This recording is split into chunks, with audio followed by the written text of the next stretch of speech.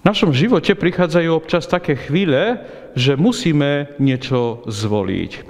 Práve dnes počujeme, ako Jozue zvoláva celý izraelský ľud a hovorí: ak sa vám nepáči slúžiť Bohu, tak povedzte si, koho chcete zvoliť, ktorým Bohom chcete slúžiť. Ale izraelský ľud odpovedá: my chceme slúžiť Bohu, izraelskému Bohu, pretože to On vyviedol nás z egyptskej krajiny. On nás vyslobodil z otroctva z Egypta. To On nás prevádzal cez púšť. To On sa o nás neustále stará. A preto my chceme Jemu slúžiť.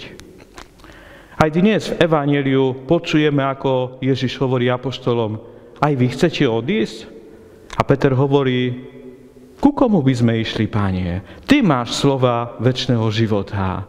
A my sme uverili, že si Boží svätý. Pane Ježišu, pomáhaj nám, aby sme vždy správne volili. Aby sme volili cestu života, cestu svetosti, cestu za Tebou. Pane Ježišu, aj my spolu s apoštolom Petrom vyznávame: Ty máš slova večného života. My chceme za Tebou kráčať. Pane, daj, aby sme počúvali Tvoje slova, aby sme vždy kráčali za Tebou. Nech vás žehná všemovúci Boh, Otec i Syn i Duch Svätý. Amen.